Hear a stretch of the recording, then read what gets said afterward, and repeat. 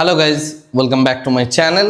আজকের ভিডিওতে যে টপিকটা নিয়ে ডিসকাস করব সেটা হচ্ছে অবশ্যই আজকের মার্কেট এবং মার্কেটের কিছু ইম্পর্টেন্ট নিউজ এবং মার্কেট কিভাবে নিজেকে স্ট্রাকচার করেছে, আগামীকাল কি হতে চলেছে সেই বিষয়গুলো নিয়ে। তো প্রথমেই আমরা কিছু স্টক স্পেসিফিক নিউজ দেখে নেব, বাট তার আগে প্রথমেই ইউএস ইরান যে এসকালেশন হয়েছে সেই বিষয়টা নিয়ে একটু কথা বলার আছে। সেটা হচ্ছে স্ট্রেট অফ হরমুজকে কেন্দ্র করে আবার এই উত্তেজনাটা বেড়েছে। এক্ষেত্রে ইরানের যেটা বক্তব্য, আমরা যে রুটটা অলরেডি দিয়েছি সেই রুটটার মধ্যে দিয়ে যদি যায় তাহলে ঠিক আছে, কিন্তু সেই রুটের বাইরে যদি ডেভিয়েট করে এবং ইউএসএ যদি সেই জায়গাতে আবার পুনরায় নিজেদের দখলদারি করতে আসে তাহলে কিন্তু এই যুদ্ধটা আবার ভয়ঙ্কর জায়গায় যাবে। তো সেই নিয়ে এই জায়গায় গ্লোবাল আনসার্টেনটি চলছে, কিন্তু এই মুহূর্তে আনসার্টেনটি বিশাল যে বড় মাপের এসকালেট করেছে সেটা কিন্তু একদমই নয়। তো আগামী দিনে এই বিষয়টা একটু দেখার আছে যে সিচুয়েশনসটা কোন জায়গায় যাচ্ছে। নেক্সট যে বিষয়টা ইম্পর্টেন্ট, আদানি এন্টারপ্রাইজ অর্থাৎ গৌতম আদানি তিনি নিজে ইউএসের কোর্টে যাচ্ছেন একটা এফিডেভিট করতে। তার এগেনস্টে যত কেসপত্র যা কিছু হয়েছিল হিন্ডেনবার্গের ইস্যুটাকে কেন্দ্র করে সেই সমস্ত বিষয়গুলোকে এবং তার সাথে পরবর্তীকালে ইন্ডিয়ান গভর্নমেন্টের বিভিন্ন এমপ্লয়িকে ব্রাইব দেওয়ার ক্ষেত্রে বিভিন্ন রকমের যে বিষয়গুলো ঘটেছিল তাতে করে তিনি যাচ্ছেন ইউএসএতে এবং সেখানে গিয়ে তিনি একটা এফিডেভিট দেবেন এবং সেই বিষয়টার জন্য আদানি এন্টারপ্রাইজ একটু ফোকাসে থাকবে। তৃতীয়ত যে জিনিসটা ইম্পর্ট্যান্ট সেটা হচ্ছে চায়নার যে সমস্ত ম্যানুফ্যাকচারিং কোম্পানিগুলো আছে তারা কম্পিটিটিভ অ্যাডভান্টেজ পাওয়ার জন্য চাইনিজ গভর্নমেন্ট রেয়ার আর্থ মেটেরিয়ালগুলোর ওপর নতুন করে তারা একটা স্ট্র্যাটেজি নিচ্ছে এবং সেই স্ট্র্যাটেজিটা হচ্ছে যে তারা রেয়ার আর্থ মেটেরিয়াল বাইরে খুব একটা যেতে দেবে না। তার কারণ চাইনিজ যে সমস্ত কোম্পানিগুলো রয়েছে তারা যাতে এই পুরো বিষয়টাকে ডমিনেট করে এবং গোয়িং ফরওয়ার্ড তারা যেন বিশ্বে যেভাবে বিজনেস করছিল সেই বিষয়টা যেন তারা করতে পারে। তো সেই কারণে চায়নার এই পলিসিটা এবং এই কারণে বেজিংয়ের যে এক্সপোর্ট সেই এক্সপোর্টটা কিন্তু আগামী দিনে অন্যান্য প্রোডাক্টের বাড়বে, বাট রেয়ার আর্থ মেটেরিয়ালের জন্য অনেক কম হতে চলেছে। তো এটার জন্য পৃথিবীর বিভিন্ন যে সমস্ত দেশ রয়েছে তাদেরকে নিজেদেরকে এক্সপ্লোরেশন করতে হবে, আদারওয়াইজ প্রত্যেকটা দেশই কিন্তু ট্রাভেলে পড়তে চলেছে।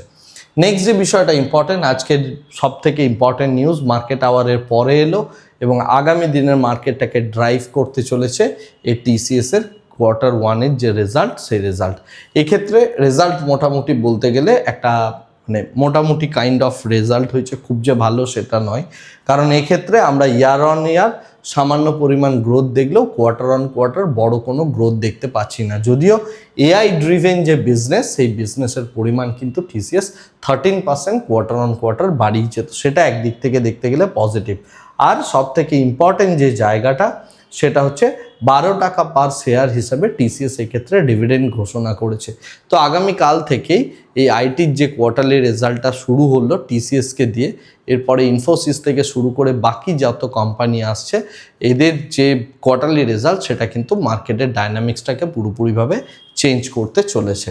নেক্সট যে বিষয়টা ইম্পর্টেন্ট, আজকের ডেটে ডক্টর রেড্ডিজের শেয়ারের মধ্যে আমরা একটা ভয়ঙ্করতম পতন দেখলাম। তার সবথেকে বড় যে কারণটা সেটা হচ্ছে তারা কিছু প্রোডাক্ট তারা সাপ্লাই করার সময় সেই সাপ্লাইটাকে তারা ডিলে করেছে এবং এই ডিলেটা হচ্ছে তাদের যে প্রোডাক্ট জেনেরিক প্রোডাক্ট রয়েছে সেটার কোয়ালিটি ইস্যুস থাকার জন্য, এবং এই যে কোয়ালিটি ইস্যুস রয়েছে যে কারণে তার রেভিনিউতে ইম্প্যাক্ট হতে পারে। তো সেই অ্যান্টিসিপেশনে মার্কেট কিন্তু ডক্টর রেড্ডিজের শেয়ারকে আজকের ডেটে বেশ ভালো রকমের একটা পতন দেখিয়েছে, রাইট। এরপরে আমরা আসছি ওভারঅল মার্কেট স্ট্রাকচার নিয়ে। মার্কেট মোটামুটিভাবে গতকালের পতনের পর কিছুটা পরিমাণে রিকভার করলো এবং সেই জায়গা থেকে দেখতে গেলে 0.33% মতো একটু বেড়েছে, এবং সব থেকে বেশি যেটা আমরা লক্ষ্য করলাম 1.80% এবং 1.41% স্মল ক্যাপ নিফটি এবং মিড ক্যাপ নিফটির মধ্যে একটা গ্রোথ আমরা লক্ষ্য করলাম। ইউএসের যে বন্ড ইল্ড রয়েছে সেই বন্ড ইল্ড আপাত দৃষ্টিতে দেখতে গেলে ফ্ল্যাট এবং তার সাথে আমরা বিটকয়েন প্রাইস জাস্ট 1% ওপরে।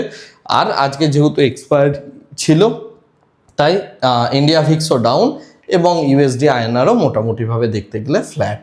এখন ব্রডার মার্কেট পার্সপেক্টিভ থেকে যদি আমরা দেখি তাহলে 2500-র কাছাকাছি শেয়ার অ্যাডভান্সে, 700-র কাছাকাছি শেয়ার ডিক্লাইনিংয়ে, এবং এখানে Kalyani jewellers, map my India, CGCL, Swiggy, Lodha এই সমস্ত শেয়ারগুলোর মধ্যে আজকে বেশ বড় রকমের আমরা একটা বৃদ্ধি দেখতে পেলাম।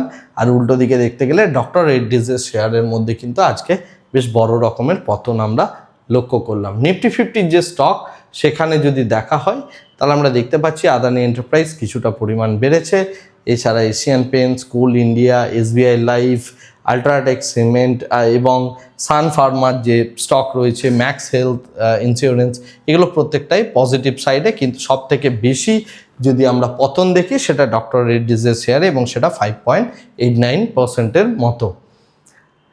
এখন আমরা যদি টোটাল সেক্টরাল পার্সপেক্টিভ থেকে কথা বলি, নিফটি ফার্মা, এফএমসিজি, ট্যুরিজম এবং তার সাথে রিয়েলটি, অয়েল অ্যান্ড গ্যাস সমস্ত সেক্টরই মোটামুটিভাবে পজিটিভ। কেবলমাত্র আইটির মধ্যে আমরা একটু পুলব্যাক দেখলাম, এবং তার সাথে স্লাইডলি ডিফেন্স অ্যান্ড অটোর মধ্যে, ডিফেন্স অ্যান্ড অটো মোটামুটি ফ্ল্যাটই বলা যেতে পারে।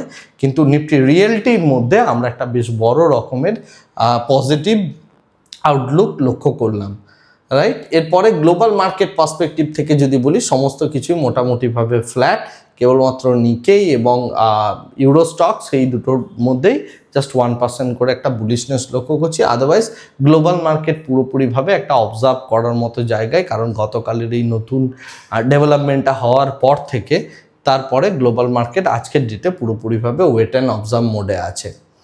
এখন যে বিষয়টা ইম্পর্টেন্ট, ক্রুড অয়েল WTI, এটা যেটা $70 নিচে নেমে গিয়েছিল, সেটা জাস্ট 80 এবং $73 কাছাকাছি WTI ক্রুড এই মুহূর্তে রয়েছে। এবং ন্যাচারাল গ্যাস প্রাইস যদি আমরা দেখি, তার মধ্যে কিন্তু ভারী একটা পতন আমরা লক্ষ্য করলাম। এর সাথে সাথে গোল্ড অ্যান্ড সিলভারের মধ্যে একটা বৃদ্ধি আমরা দেখতে পাচ্ছি। আর বেস মেটাল পার্সপেক্টিভ থেকে কপার, জিঙ্ক এবং অ্যালুমিনিয়াম প্রত্যেকটা বেস মেটাল প্রাইসই স্লাইডলি বাড়তে আমরা দেখতে পাচ্ছি।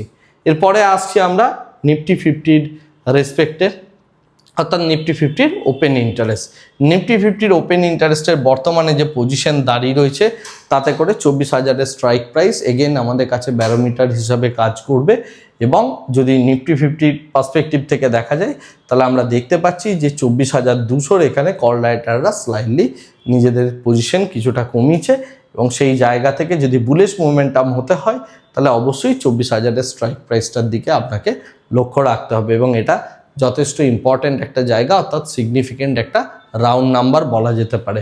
তো এই জায়গায় সাপোর্ট ক্রিয়েট যদি হতে হয়, তাহলে এখানে পুট রাইটিং হেভি বাড়তে হবে, কল রাইটিং কমতে হবে, তারপরে আমরা বুল পুট স্প্রেডের দিকে পজিশন বানাতে পারি। আদারওয়াইজ সামনের সপ্তাহের জন্য যেটা বোঝা যাচ্ছে সেটা হচ্ছে 23,800 এবং এই দিকে দেখতে গেলে 24,200-র কাছাকাছি, এই দুটো স্ট্রাইক প্রাইস আপাতত সাপোর্ট অ্যান্ড রেজিস্ট্যান্স হিসাবে কাজ করবে, একটা ন্যারো রেঞ্জের সাপোর্ট অ্যান্ড রেজিস্ট্যান্স।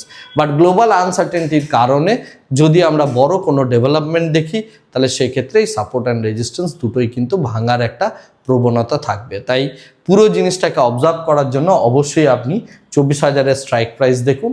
এবং কালকের মার্কেটে সবথেকে ভালো ট্রেড হওয়ার মতো যে জায়গাটা রয়েছে সেটা অবশ্যই আইটি স্টক, এবং সেই ক্ষেত্রে বুলিশনেস বা বেয়ারিশনেস যাই হোক না কেন, সেটার বেসিসে আপনাকে জাজ করতে হবে, এবং সেটা আপনাকে টেকনিক্যাল অ্যানালিসিস বা আপনি যে মেথডোলজি ফলো করেন সেটাকে ধরে আপনি এই জায়গাতে কাজ করতে পারেন। অবশ্যই শর্ট সাইডে যদি মার্কেট রিয়্যাক্ট করে, তাহলে অবশ্যই আপনি শর্টে পজিশন বানাতে পারেন। তবে আজকে টিসিএসের কেবলমাত্র কোয়ার্টারলি রেজাল্ট নয়, তার সাথে সাথে আমাদের তাদের যে অ্যানালিস্টদের সাথে যে কল হয় বা কনফারেন্স কল, সেই কনফারেন্স কলের যদি আপনি অ্যানালিসিস করেন, তারপরে মার্কেট সম্পর্কে আপনি বা রিয়েলাইজ করতে পারবেন যে এক্ষেত্রে পজিটিভ হবে না নেগেটিভ হবে। সুতরাং কলটা পড়া এবং সেই ক্ষেত্রে মার্কেটের যে রিয়াকশন হতে চলেছে বা আগামীকাল সকালে ফার্স্ট রিয়াকশন দেখে আপনি টেকনিক্যাল সেটআপ ধরেও কাজ করতে পারেন। আজকের ভিডিওটা কারের থেকে বেশি দীর্ঘায়িত করছি না, ভিডিওটাকে এই জায়গাতেই স্টপ করছি। Thank you very much, bye bye, tata.